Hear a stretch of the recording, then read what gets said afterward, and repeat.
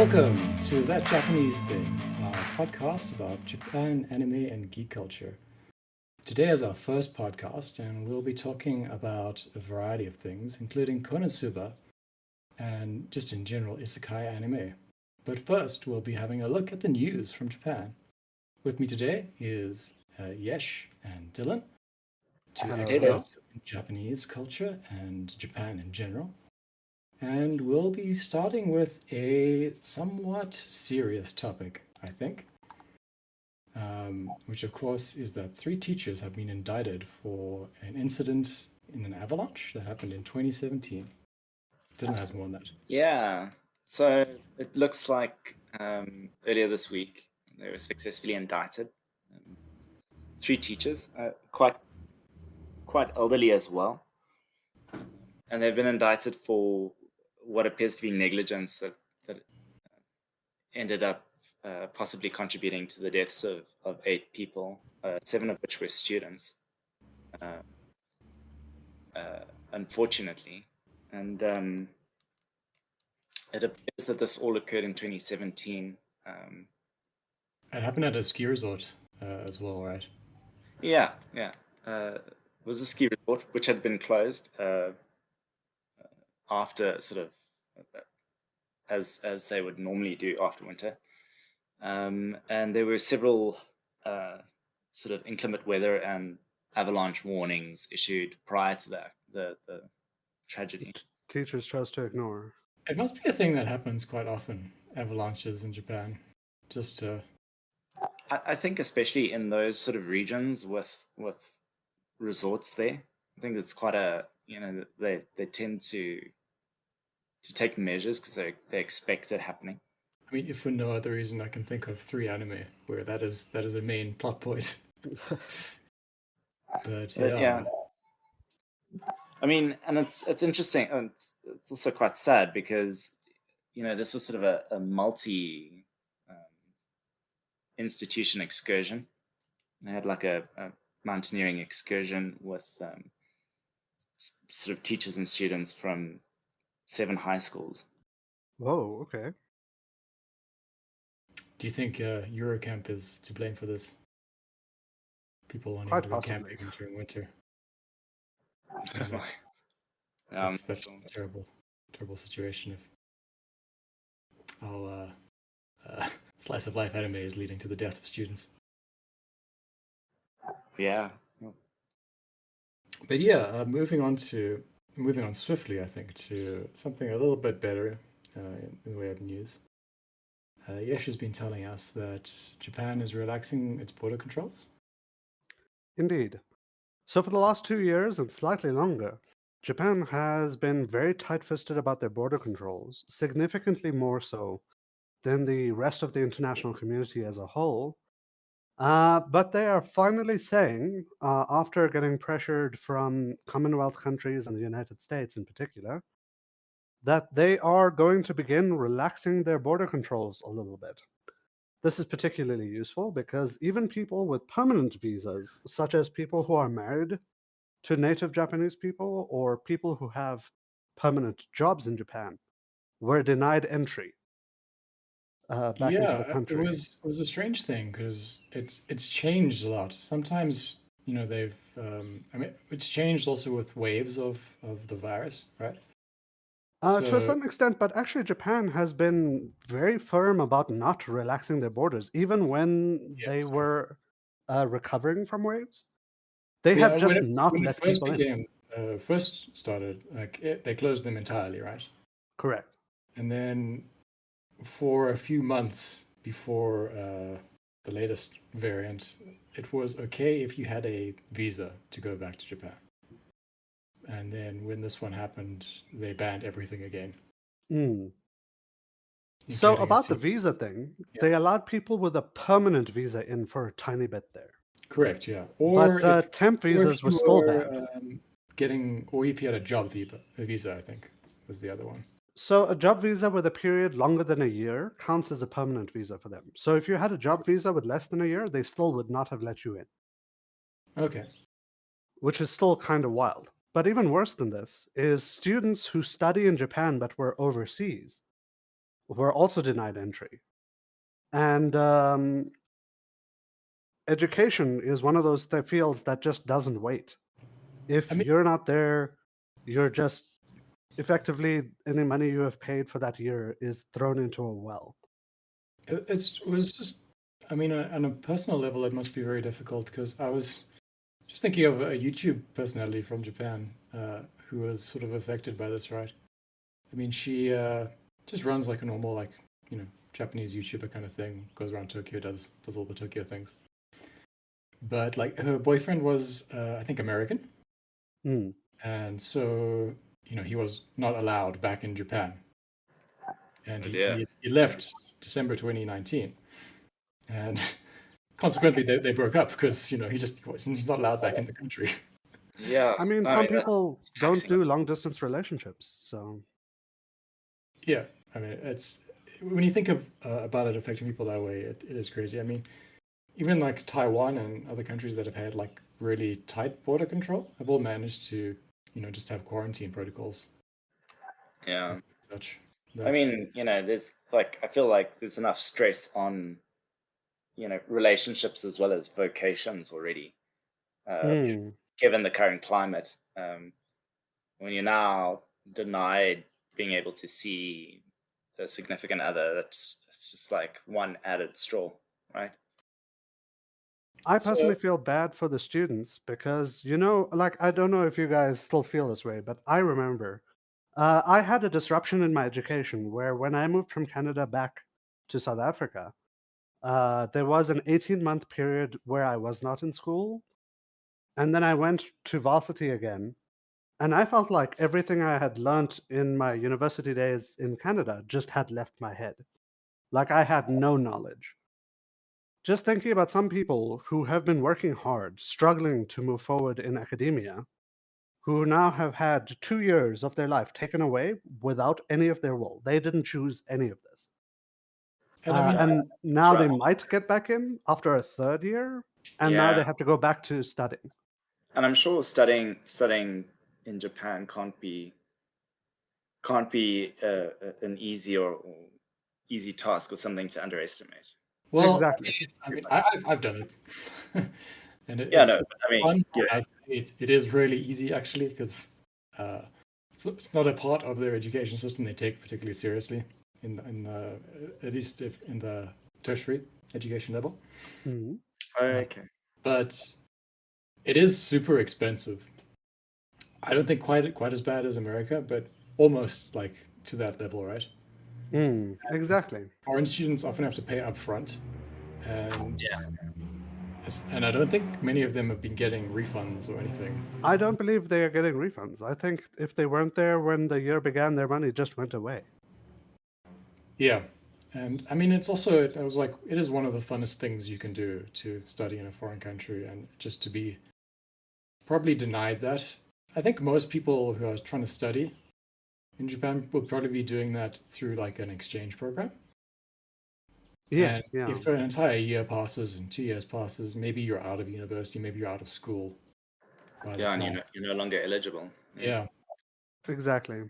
which is just going to be really, really disappointing and very saddening for a lot of people.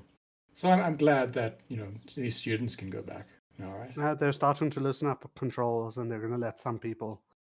They're Yeah. still going to be a bit tight fisted, but obviously, if they begin the process, they might continue that. Well, So I mean, that is good news for some people. and I think we're going to be hopeful that things are just going to continue to slowly improve over the next few years. Yeah. Exactly.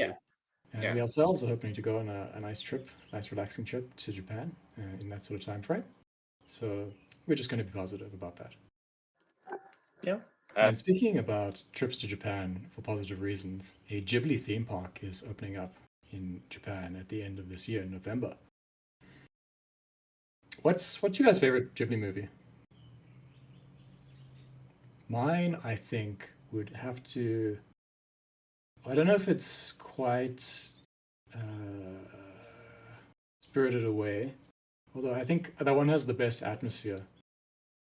It Other, has a good world building atmosphere to it, but I'm a big preference towards Howls.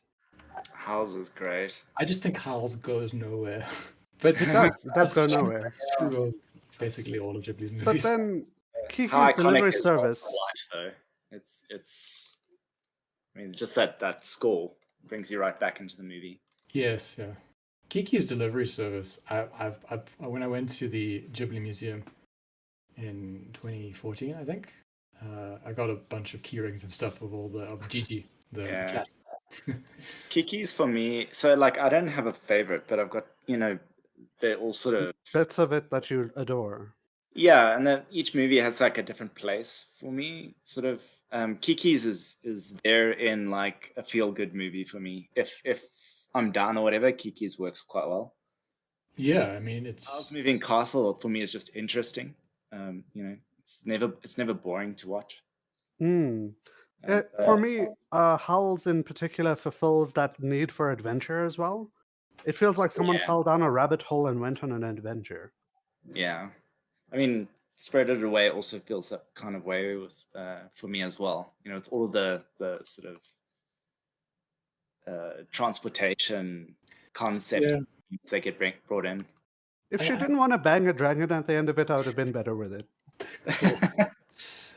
I mean, I like all of the magical ones. I think I'm not so sold on their more like World War Techie. II orientated ones or anything like that. So, Have you- as someone have- who loves giant robots and sci-fi, I would have thought Laputa would have been like crazy high for me, but it feels like it was Speaking of- made by someone who yeah. hates tech.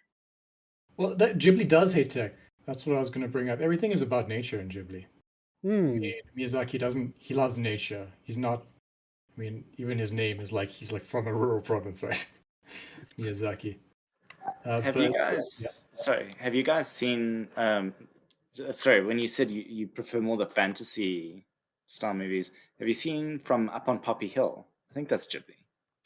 It is Ghibli. I have not. I think I have, but It's an again, interesting period piece. don't remember any of it. Oh wait, yeah.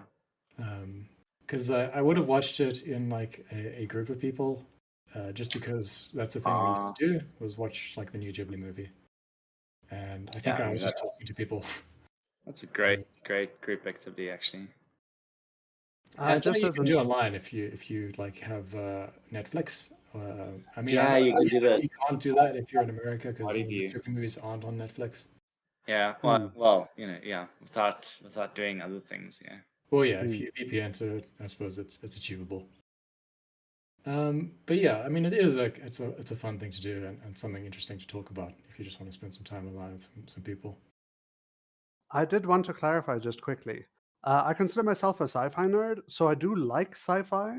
It's just when it comes to Ghibli that I don't appreciate their sci-fi. Yeah.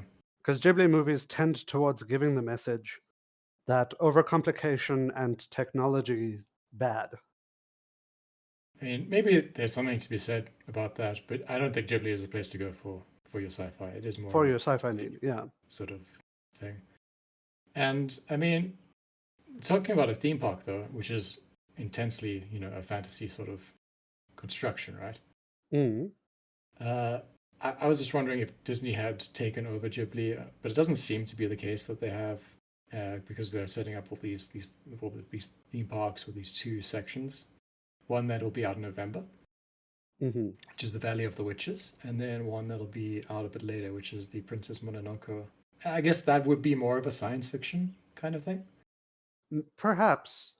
Corruption of nature is more what that is than there is sci-fi. magic in that as well, obviously. Yes, And- the druid Yeah. princess and everything. What's the desert one with the gas masks? Is that not Nausicaa? Nausicaa. I think that might also Nausicaa. be related to one that's coming out a bit later. Nausicaa is also beautiful, actually. Very much so. Yeah. I'd love to see a Pompoko village. I think it'd be very cool to build one of those. Some suspicious mats you can sit down on. That would be great. It would be fun. I mean, Ghibli's imagination and their detail in bringing a otherworldly setting to life is amazing, and to be in a physical kind of place that has been crafted to emulate that Yeah, would that'd be just something be a special. nice experience, I think. Yeah, Especially after going to the Ghibli Museum, and seeing what they did there on a very small scale in like a little Tokyo mansion that they own. I mean, they've got the Laputa robot on the roof, watering plants. I mean, not actively or anything. It's just a statue. Mm. And they've got little winding corridors and turrets, and it looks very much like Kiki's kind of village, I suppose. Yes, I have seen some of the images. Yeah, and of course they do display like some Ghibli animations that you can only see there if you buy a ticket, which you can do as a foreigner for a little bit cheaper, and they put you on a weighted list, so there's a better chance of getting in. Just something I didn't know. Maybe we should schedule, for our trip, we should take out a little bit of time to do exactly that. I mean, I'd love to go again. Get to see one of the additional films or something. I'm definitely keen. It's an interesting area of Tokyo as well. There was good. owl cafe next to it. Oh yeah, I've heard of those. Yeah. One of the weirder animal-based cafes I've ever seen in Japan. It's so interesting because I mean, it's a slight segue, not for too long though. But when you're traveling through the streets of a more rural town like Nadashi, it's really surreal when you sort of are walking by, and then every now and then there's like an owl in a windowsill looking at you. They're obviously pets, but it's just not something that you'd expect. It is strange. I mean, so I went to university there for a semester, and Japan has a lot of wildlife, more so than I was expecting, I guess. Yeah. Many of them are like very large bugs that are hugely upsetting if you don't come. Oh man, they are huge, hey. They're huge. Especially those centipedes. Those are upsetting to find under your bed. But yeah, I mean, there's a surprising amount of like farming and such that happens just interspersed in Japanese cities because premium on farming land. You see that a lot if you're on like one of the mainline trains, because you'll be going through massive urban sort of, you can't even call it sprawl, just and then suddenly you're in the middle of a rice paddy. I mean, I lived in Hachioji, which is a sort of sleeper city next to Tokyo, and by itself it's like the size of Houston, so a large population, and then you go from the center of that and you walk 15 minutes out and there's just rice paddies and there's cows, and it's literally right next door to Tokyo. So it's strange how speckled with nature Japan can be. Yeah, it's also quite nice, provided that it doesn't contribute to you getting lost or taking the wrong train. Getting lost in Japan is fun, provided you have the time to spare. And also a knowledge of Japanese. Yeah, I mean, just a basic knowledge will get you by, though. Yeah, just to be able to ask, where is train station? Please point. Yeah. Pretty much. People are very helpful in Japan as well. They are. They're very, very nice. Yeah. If they don't flee from you. I've never had that happen to me. I've only ever had it happen when I haven't been lost, but obviously looked lost, someone has tried to force themselves into a position to help me. Despite me, saying that I'm okay. Those are odd experiences. I've only ever had it happen when I was in a medium-sized group of foreign people. Oh yeah, I can imagine that. Look like a gang. Yeah, I guess. Yeah. But yeah, I mean, back to what we were talking about. So it's opening in November, and there'll be another exhibit in 2023, so next year. And hopefully, as we were discussing before, it's going to be easier and easier to get in Japan. And maybe that is like a cool thing to do. Go to the museum, go to the theme park. Definitely. Make your pilgrimage to Akihabara, and various other anime-related things, if that's what you're interested in doing. But yeah, we're gonna be switching to another anime-related topic, which is KonoSuba. KonoSuba. One of the 4 main or most popular isekai animes of the last decade, I would say. Indeed. and one of the Isekai Quartet family that is published by Kadokawa, a giant Japanese publishing house, responsible for Harui. They've made like the Gundam comics, and they're releasing Gundam light novels now, which is a surprising thing. Considering it's based on like a prequel to the original Gundam series, that looks kind of cool. But they basically publish everything in terms of light novels and quite a lot in terms of manga. But we're going to talk about one that they don't publish as perhaps being the reason isekai exists. I think just to clarify what isekai is, and that would be jobless reincarnation, Mushoku Tensei. I think Yesh has something to say about that. So Mushoku Tensei became popular on a specific Japanese website where I think it's actually run by the Japanese government. It's designed to allow new writers to attempt to develop their writing skills. So you put up your stories, and if they can gain some traction, you get responses from your readers, and you can edit and re-edit your works.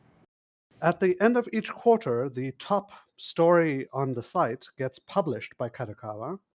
And then at the end of the year, the top 10 stories, differentiated from those before, get published as well. They get given an opportunity to be published at least.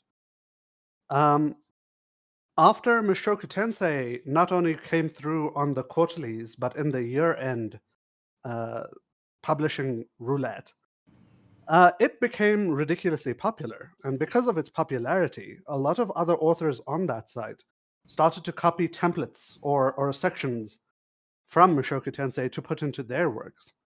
And it turned out that doing that allowed a lot of the other stories that had similar concepts to win roulettes and become published. And it is actually this that can be said to be the birth of where we are now, where anime and light novels and manga are just drowning in isekai stories. And is that why a lot of them have the same sort of I don't want to say narrative structure, but sort of Cliches. structure. They have a lot of the structure. same cliches. Yeah. I like how things in Japanese sort of media tend to be very referential. I think that can happen in like a closed kind of environment like Japan, where there's only one country that speaks Japanese, so kind of expect you to know what people are referring to. Yeah. And I mean, that is yes, you why know, modern era of isekai stuff all basically takes their tropes from that. But it's also why it can sometimes feel like those tropes are in there, but they do nothing for the story. They just exist. Okay. And yes, I mean you read the novels, right? So I actually read the novels on the Japanese website. awesome. So like, can you tell me, because like a lot of the isekai, basically in the first episode, your main protagonist either dies or gets transported, right? Correct. Well, barring the sort of subgenres that They did a cool little thing in. I just want to, before we go into that, sorry. Oh yeah. Interrupt. Is that Mushoku Tensei? People will be confused because it has just come out, just finished airing, right? And so The anime, yes. Yeah. The anime, and so a lot of people are going to think, oh, that's not old. That's that's a 2021 to. But the actual literature it's based on is a lot older. Yeah. And they did a thing in the anime where they referred to all the various ways a protagonist can die in an isekai. Oh, that's funny. One of the opening, hit by a truck, truck transported bodily to so on and so forth. Heart attack by a tractor, and so on and so forth. yeah. KonoSuba. It's because it set the original template.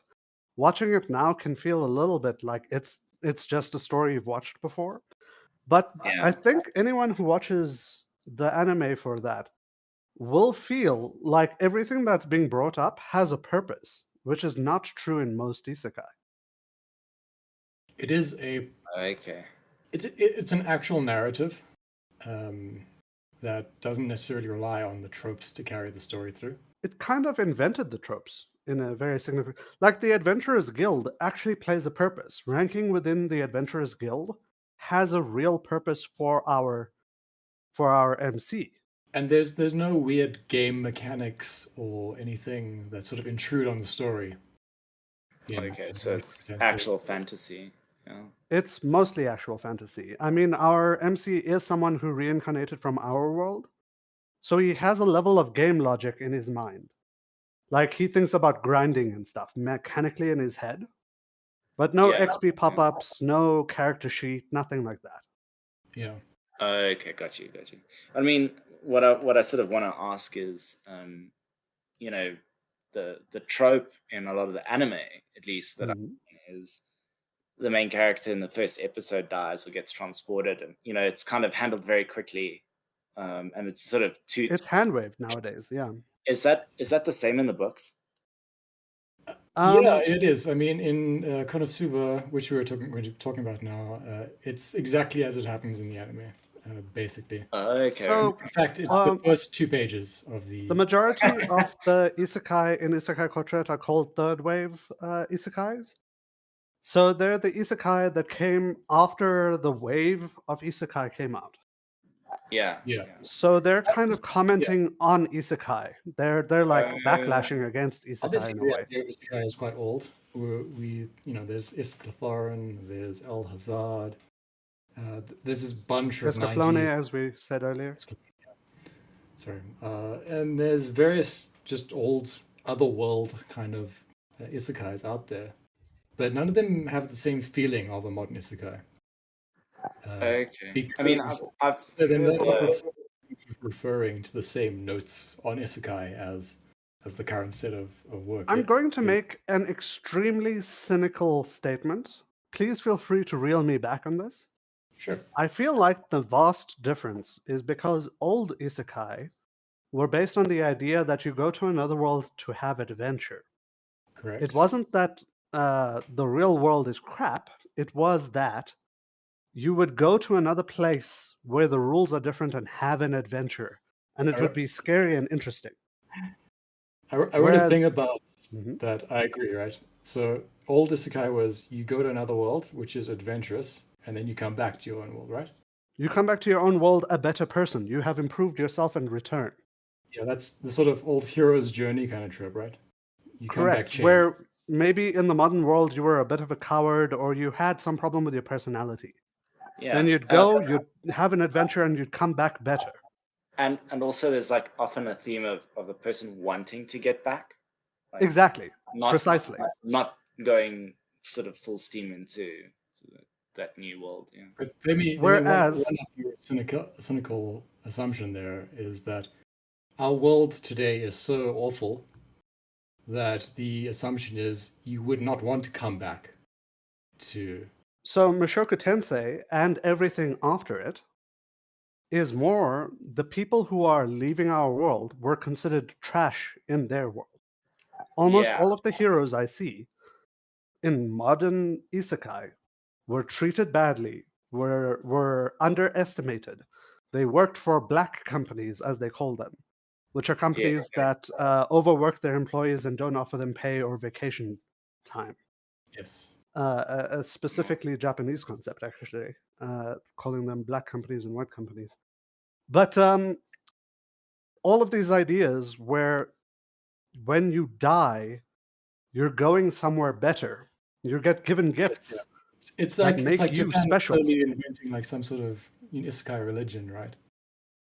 Where take me Truck-kun, take me to a better world. Exactly. The modern isekai is based more on the idea of escaping our world rather than improving yourself. I mean that is sort of what I was gonna bring up. Lead up to, is that it had that heavy element of both insertion and escapism. It felt like they were trying to make it that you could really identify with the main character in some ways. So maybe I will say the extreme of being in any ET, as they say, but. So I will say I'm very negative. Well, not negative. I'm a little bit. What is it when you look down? Condescending. I'm a little bit Sure. condescending about modern isekai to a certain extent, because it feels like the message that they're trying to send is, I'm too good for this world, but nobody recognizes it. And when I go to this other world, finally, someone recognizes how special and wonderful and powerful I am. Yeah, I mean, it is just a lot of it is as a sort of power fantasy for boys and girls. But they also do it by making sure that the personality of your MC is empty. See, Very rarely do you get his thinking. I didn't get that from Sato's KonoSuba. character. From Yeah. KonoSuba, you wouldn't get it. Yeah, so But I let's mean- talk about KonoSuba for a while before we go off on a tangent here and just Indeed. describe what it is, right?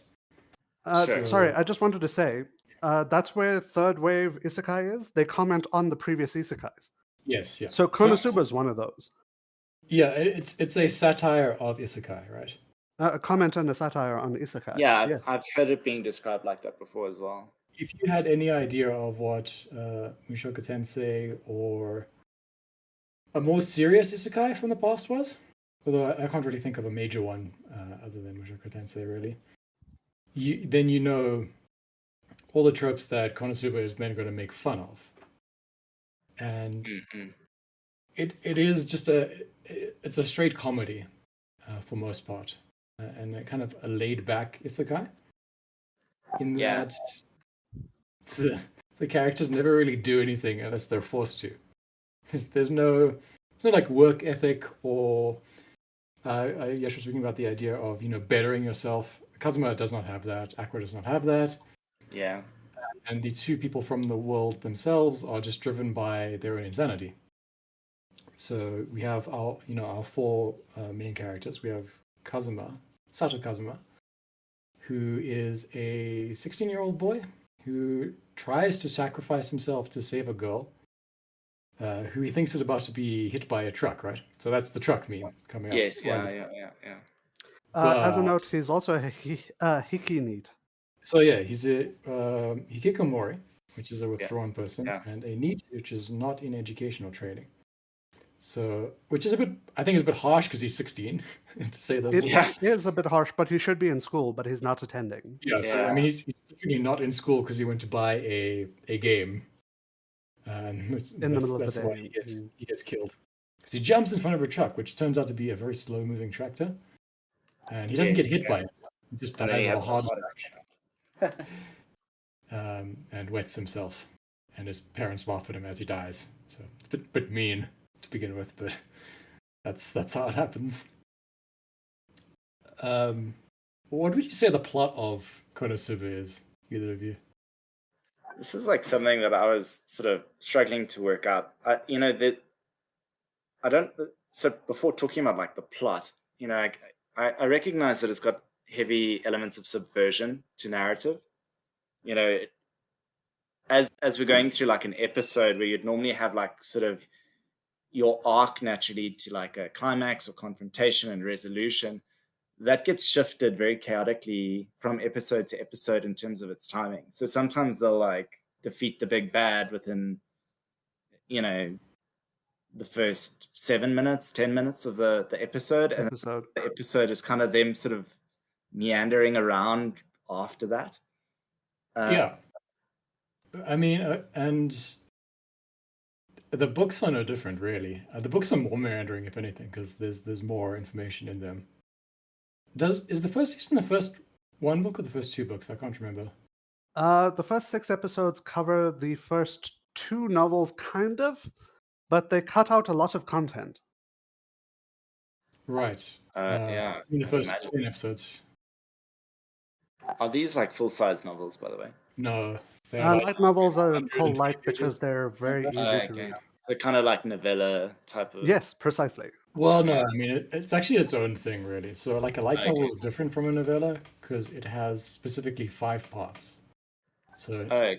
those are its 5 chapters, so to speak, really. Oh, okay.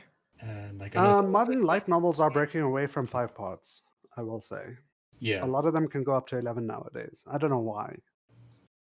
but definitely not exactly the same sort of thing. Not the same precisely, Okay. but there are similarities. It's meant to be just a really tight sort of narrative structure that's easy to write, so people can write like maybe 1 or even 2 of them a year. Okay, yeah. Kadokawa thrives on publishing quantity. Yes. I Yeah. understand. They made a TV show called Skull-Faced Honda Bookseller about a book employee of a bookstore in Akihabara, Book Off. And Kadokawa is just his nightmare, right? Because they publish so much stuff all the time that forever the employees of the bookstore are just restocking Kadokawa books.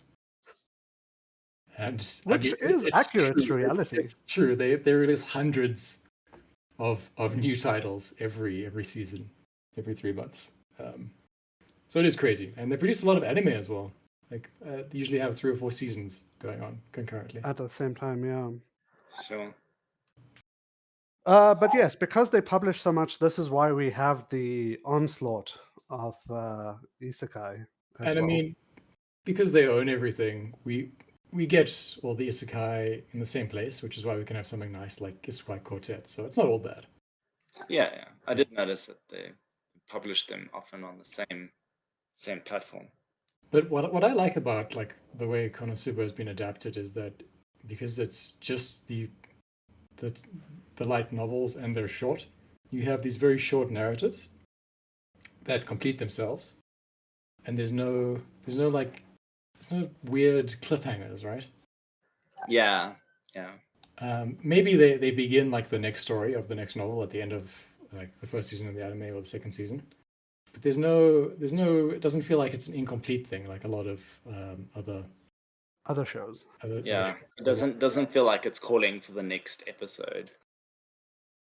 I will say I find the author of KonoSuba to be very talented in his comedy and his comedic timing.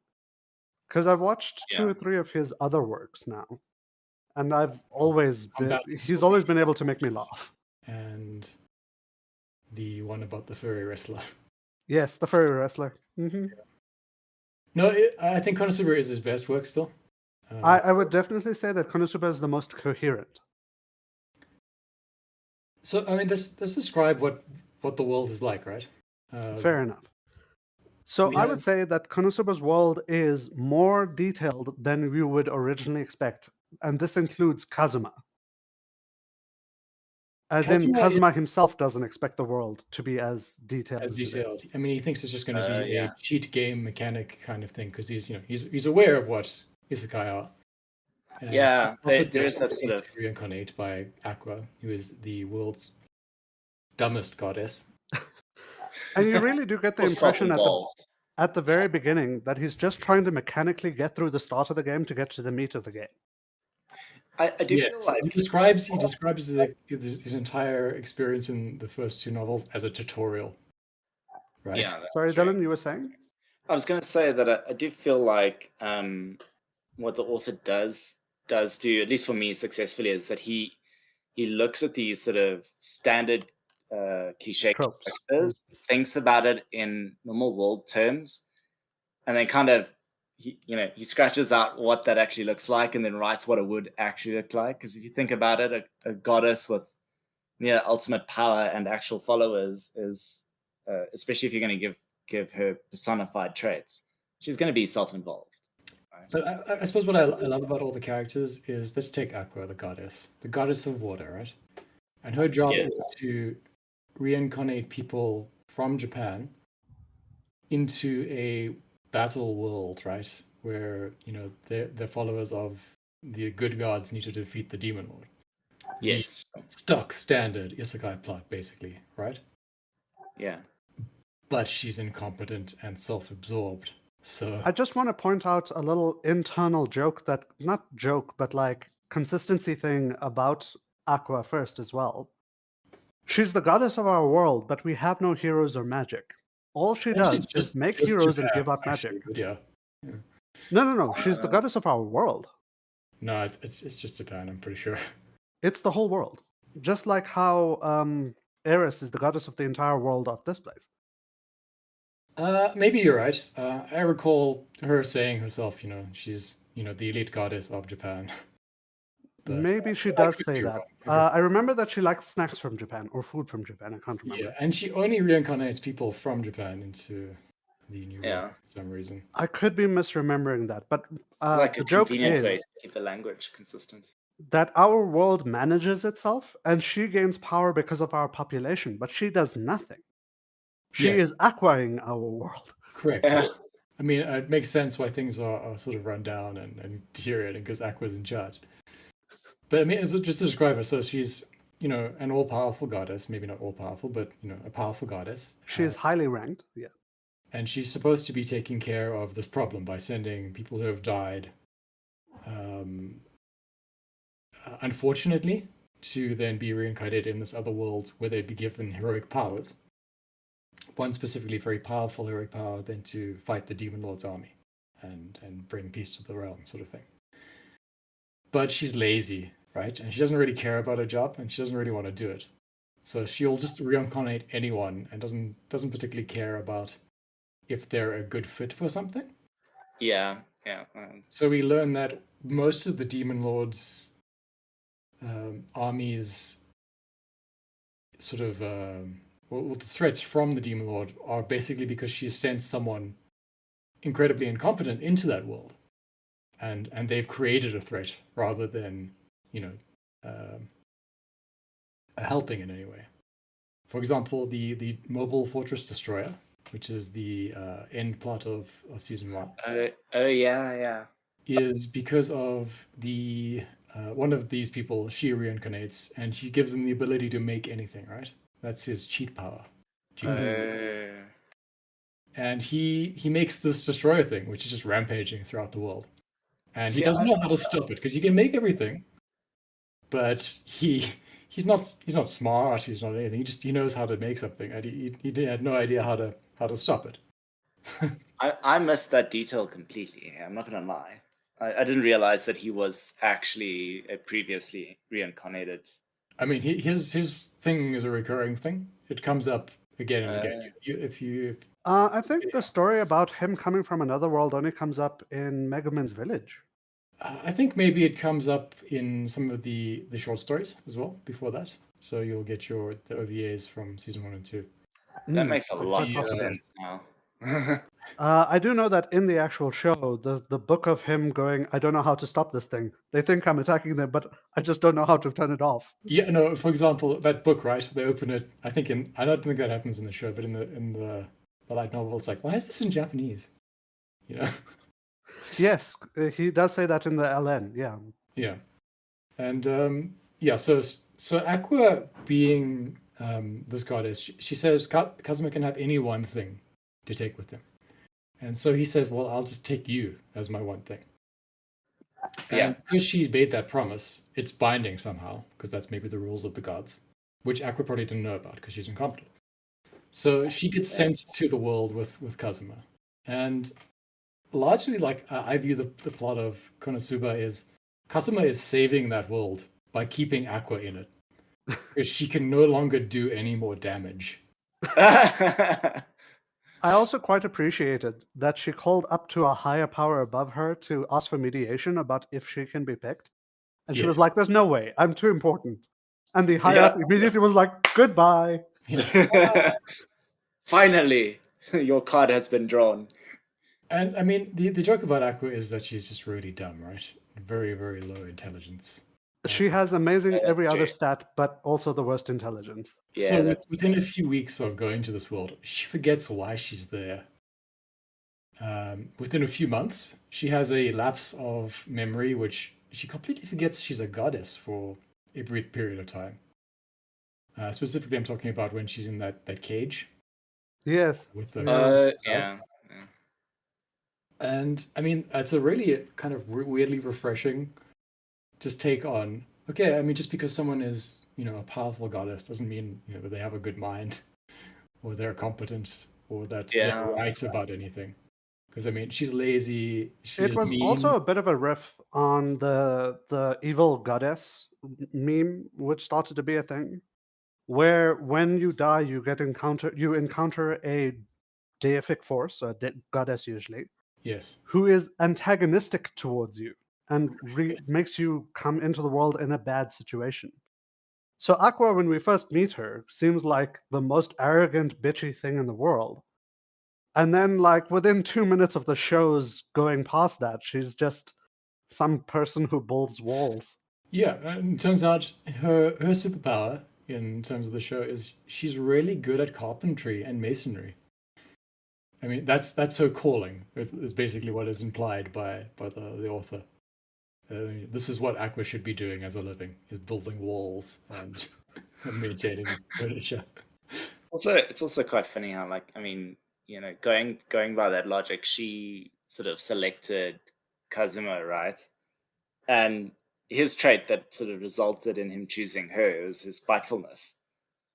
Yes, yeah. He, and so it's kind of like, shooting yourself in the foot there. If you pick the wrong person for the job, that just sort of slingshots back on you. But I think that's what's interesting about KonoSuba is the characters and how broken they are. So Yeah. Kazuma is just this, he's hikineat, he's not socially functionable, he's greedy, doesn't want to work, doesn't want to Quite selfish. Yeah. That lack of ambition. Yeah. Has some other problems, which I'm not going to speak about, that come into place during the Princess arc of the light novel. Let's pause on that. We'll just skip over those things. Probably will never be animated because I don't think people want to hate Kazuma. Oh no. I'm not gonna ask. But then you have Megumin, who is your Archmage type, who has Chunibyo, which is middle school syndrome, right? Correct. Yeah. Eighth grader syndrome. And it's like has an obsessive personality on one specific thing. Yeah, so she, which is exactly the same as Darkness, who also has an obsession about another thing. Those are the two characters from the world that they go to, the two main characters. Megumin and Darkness. Megumin is the wizard, Darkness is the Crusader Paladin type. And Megumin's thing that is wrong with her is she has an obsession with blowing things up. To the point where she has only learned one spell, the most powerful spell. Which she can only cast once a day. Because she uses all of her mana for that one explosion to make the most powerful explosion she can possibly make. See, this is what I find. This for me is what I find interesting about KonoSuba, especially, right? Is that it feels like the author takes sort of an endpoint, like so. For example, Megumin. It's like, okay, Megumin's going to be the best sort of min-maxed in terms of concept mage that I can get that will one-shot nuke anything. What would be the personality traits that would get that person there? Right. Yeah, it does seem that way, right? And it's because you're super obsessed with one thing in particular, and that sort of the power thrill from that. And I feel like it's the same with Darkness, right? Darkness, especially because you're like, okay, well, what would make you a really good tank? Well, you would have to love pain, wouldn't you? And so he goes back and he builds that into the personality, and that's why. And that I appreciate, because that for me is like, that's quite clever writing. As a note, Darkness's quirk is that she can never hit with her weapon. Because she's put all of her points into defense and nothing into hitting. Yeah. Just so incidentally is the plot. One more blow. About a character who does that, but actually succeeds at things. But Darkness is the realistic version of that character. She is the shield hero that can only be hit and has no actual impact on the world besides, being a tank. In a way, I like it as commentary for the real world, because there's so many situations where someone says to me, why am I in this situation? And they've been in that situation, 50 times in the past, and they will keep getting into that same situation. And you sit and say, well, there's a common denominator here, right? Like, what is it about this that you like? You often see it in relationships. Some people will go for the same type that is maybe less than healthy in terms of a relationship. Yeah. And you'll say to them, look, what is it about this personality type, whatever it may be, like abusive or negligent or, whatever the case might be. What is it about that personality type that is attracting you? Because you say that you're not attracted to this, but you really are. So I appreciate it, because there's a lot of that goes around, and a lot of people seem very oblivious to it, especially if it's you're too much in it. So KonoSuba is like very much from an external perspective on this. Like you can immediately tell, okay, this person is a really good tank because they love pain so much that They love getting beaten up. taken themselves to, Kazuma is really good at finding smart ways around the problem because he doesn't want to do work. So he wants to find a way around the problem of doing the work to go for it directly. And that's why it gives him that trait of being able to kind of cobble together a plan that'll work. And Mega Moon is the final Nevertheless. solution to every problem, right? Yeah. Just the overreaction. Yeah.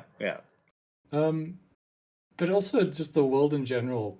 It introduces the premise, right, of fighting the Demon Lord, leveling up.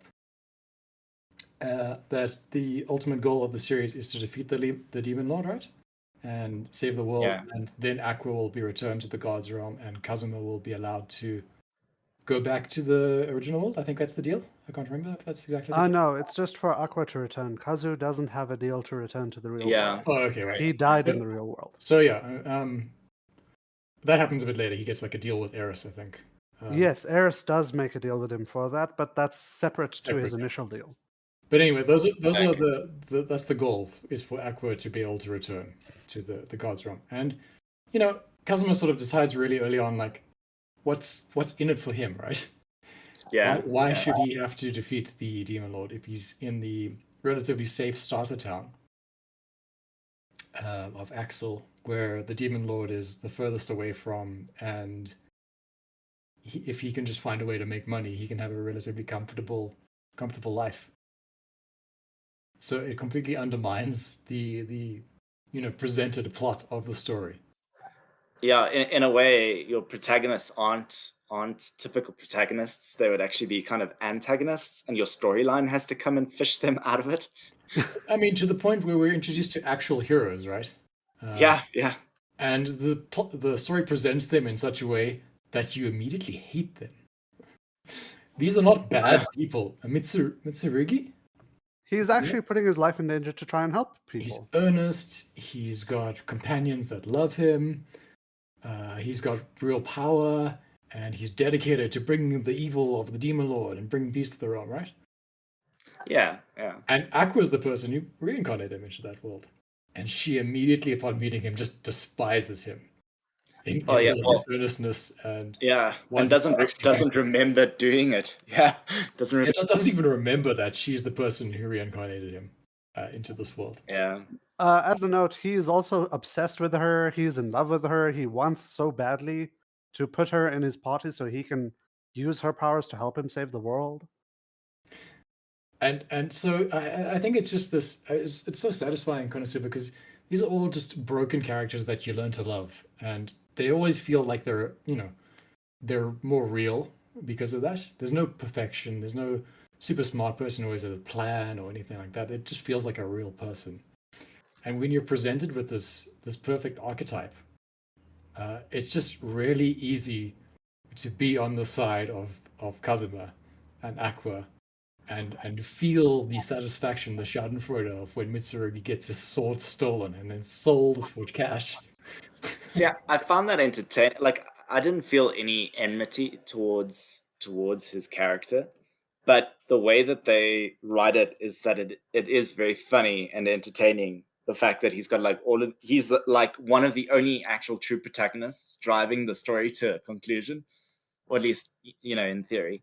Yeah. And then your actual protagonist, the guy that the guys that you're following, they stop him from doing that. They're like, let's take away his only means of successfully ending the devil threat, and then they just piss that away. And it's like, oh yeah, I saw that last week. Sorry. I think he steals the sword more than once throughout the series. He does. He steals it a total of 3 times. 3 times. But he only sells it once. Only sells it once, yeah. Mitsurugi comes back, even at the end of the thing. And we also learn that there are literally thousands of Japanese kids running around to this world doing God knows what. They've been getting reincarnated over history. Yeah, and Aqua's the one who's been doing this, and she's paid no attention to what they're doing, and it's had no material effect on the situation of the world at all. Because Which is normal why, Japanese kids haven't been defeating Demon Lord generals. yeah, I mean, Aqua as the goddess of the world isn't even viewed as the main goddess anymore, because she's just looked down on as being the leader of a weird sect, a weird cult. Right? Cult. Yeah, those guys are annoying. Really. Axis cult. Yeah. Oh, so bad. I love the Axis cult. They're No, just the worst, no, but also the best. no. So they're like your typical. I mean, they're meant to be a representation of people who have no place in society, and that is the person who Aqua is actually the goddess of. Yeah, which Yeah. also explains why she gets along with Kazuma And more than the drunks Mitsurugi. at the tavern, and just people who are general layabouts, good for nothings. When forced to compete against her junior Eris, her method of fighting the Eris faith is to get her worshippers to chant, Eris uses pads, Eris uses pads. To Yeah. imply that her breasts are fake or something. Like on that brief note, what I wanted to ask is, does the sort of do the itchy elements in the at least in the anime, because I haven't read the books. Oh, the anime is bad with that. It's not like that in the books, really. Okay, I'd assume it'd be a little bit more difficult to actually. You wanna be a bit careful about that, Senor Christopher.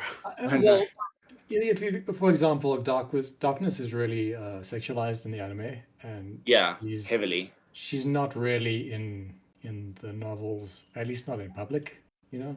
So Okay. when we're in Kazuma's point of view, he always stares at the guild, the person they get the quests from. You remember that red-headed Luna. guild lady? Yes, yeah. So her boobs are discussed hundreds of times in the novels. My Yeah, I word. mean, when you're in Kazuma's perspective, Yeah, he's quite often, trash. He's real trash. Kazuma in the is novels. really bad, and So maybe they're in some upsetting ways when you're inside his head in the light novels. yeah. But you see, that for me shares that serves a purpose, right? Because you're learning more about Kazuma than you're actually learning about the person he's staring at. Correct. Absolutely. Whereas in the anime, I felt like it was there for no reason other than possibly fan service. Like, I was thinking maybe it, Actually, as amusing as it sounds, I find the boobs in the anime like one of the best parts of the adaptation. Okay. I know I that mean- sounds a bit whack, but let me no, explain. It you can appreciate itchy. That's fine. No, I'm not appreciating the boobs in Storyline that anime. wise. Specifically, the reason why I'm so happy about it is because they decided that there would be no bras in this universe, even though they have giant bazongas on. Yeah. So every boob looks kind of bad, even if they're huge. I'm not going to comment on that. I'm just going to say that it has become a trope in other isekais because the anime has handled it in a strange way. Okay. So for example, they always say like, "Isn't it weird that people don't wear underwear in this world?" Because underwear, right? And they're like, "But that's never the case in the light novel." Yeah, it's never the case in the light novel. So that reader can imagine the perfect boob. Yeah. But I think specifically, there was an interview with one of the animators, and they were talking about it. They did the braless look so that it would look slightly wrong, be slightly disappointing, which is exactly what KonoSuba is about. But The appearance of being a hero and being slightly disappointed by that. So a lot of fans of the light novel art were very upset with the way people looked in KonoSuba, the anime. Yes, yeah. Because they looked dumb, right? they had weird expressions, and like their faces weren't perfect, like the way they would be on quite elastic. But when you're making a comedy anime, and I'm sorry, KonoSuba is one of the best comedy anime, you have to have that elasticity so that like it's an animation way of showing, please don't take this seriously. Personally, I love like the dumb look on specifically Megumin's face when she's obsessing about something. It's just like it's so stupid. And Aqua's just like blank expressions as she Actually, through life. It really enhanced the idea. here's a little mini game for you guys. If you ever watch the series again, don't look at whoever's talking or whatever's animated in the foreground. If Aqua is ever not involved in the conversation, look in the background. Because they brought up that she is maxed out party tricks. Yes. In the Yes, anime, yeah. in the background, she's performing party tricks regularly. Yeah, I It's did like a notice hidden that, Easter yeah. egg all over the place. Yeah, I mean, and Aqua's just drunken debauchery during the night is why she never has any money. It's a lot of background things you can look out for, and I like the way they do it, specifically in the movie. I don't think you watched that yet, Dylan, but they really had like a lot of time to spend on the animation of their faces in that particular adaptation, and it gives the character like a really it really deepens the personality of the people in KonoSuba. So I like that part of it, even though you do get more information in the books, obviously. Can I give a bit of a spoiler beyond the first 6 episodes? I know we were supposed to be discussing the first 6, but we've I gone watched beyond that now. both seasons, so Can I give just a tiny bit of a spoiler? Because we've been talking about how much we appreciate one second. We appreciate Natsume Atsukumi's writing. Can I just say, the way he wrote Eris was also just fantastic.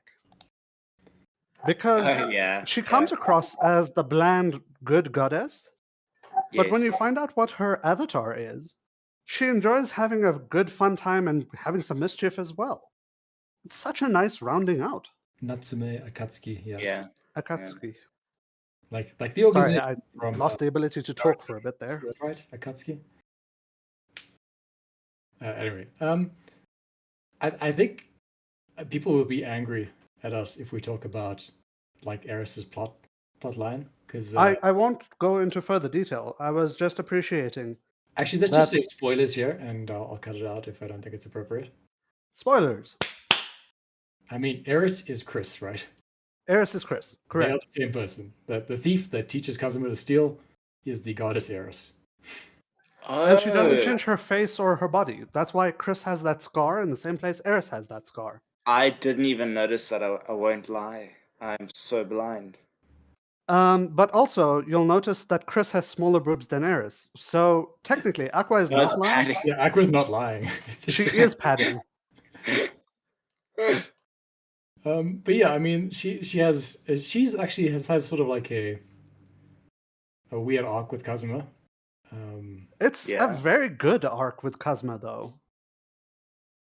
Yeah, the love interest in KonoSuba is really Kazuma and Megumin, I think.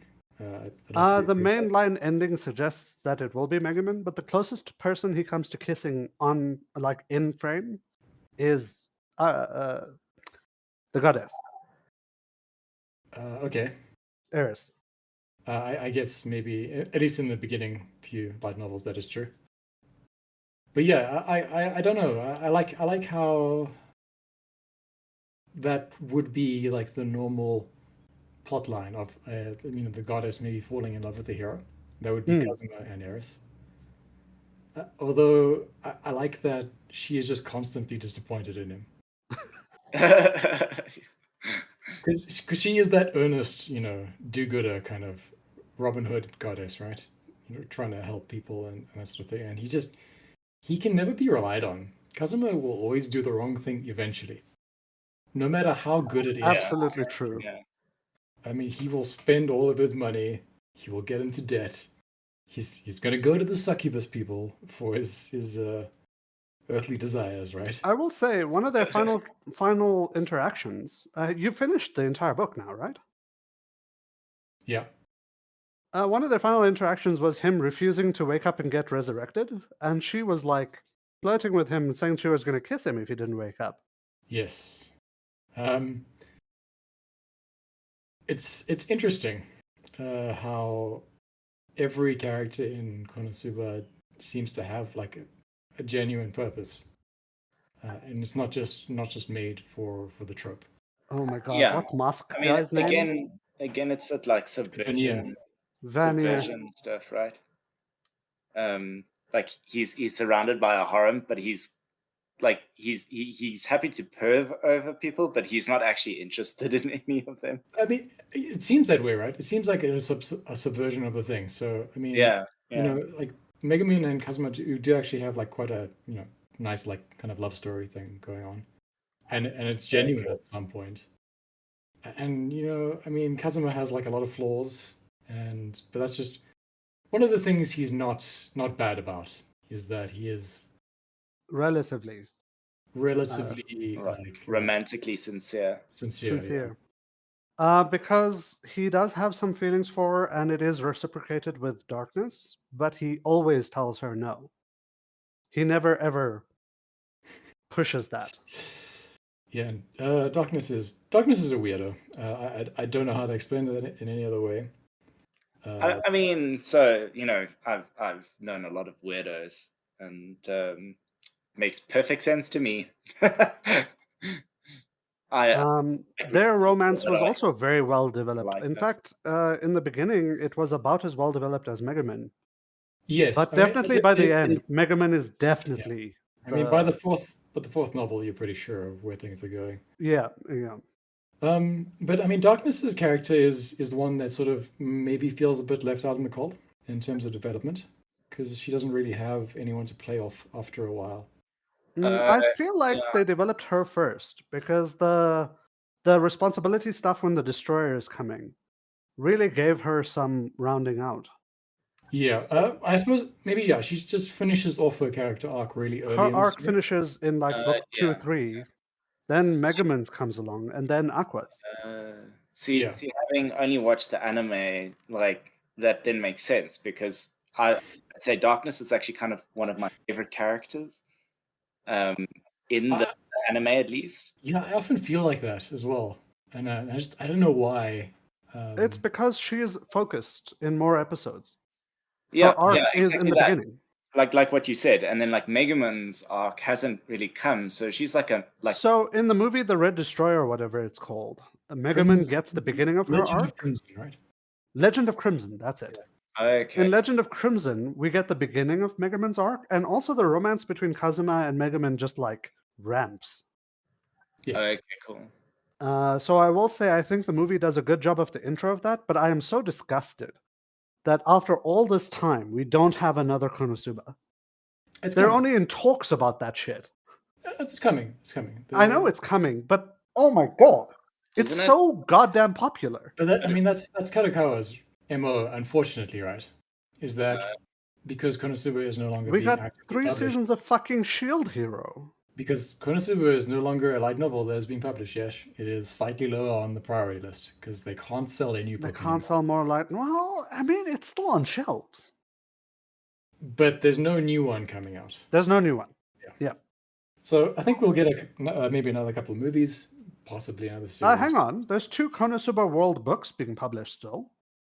This world is filled with explosions and something else. Yeah. And but the story is over. The main story is over. The story is over. It's done, unfortunately. Oh. And I think we're gonna sort of end off the podcast with a little section about just what we're up to, things we're reading, things we're watching. I'll start off with that.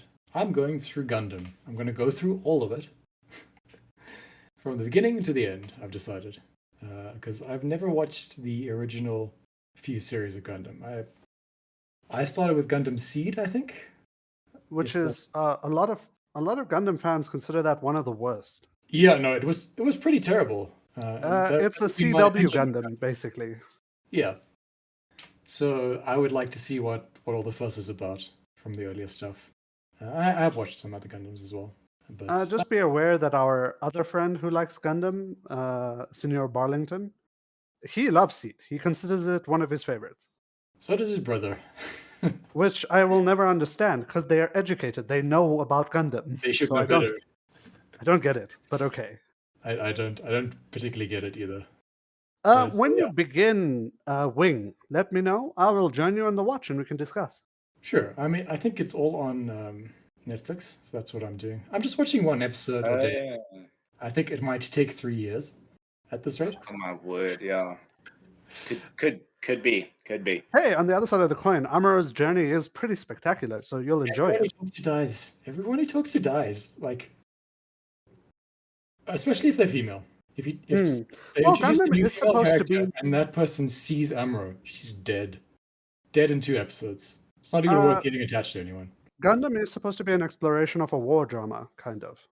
I understand that, but how am I supposed to care about characters if whenever Amuro speaks to one, they die 2 episodes Hey, later? Haru is still around. I guess. Haru is forever.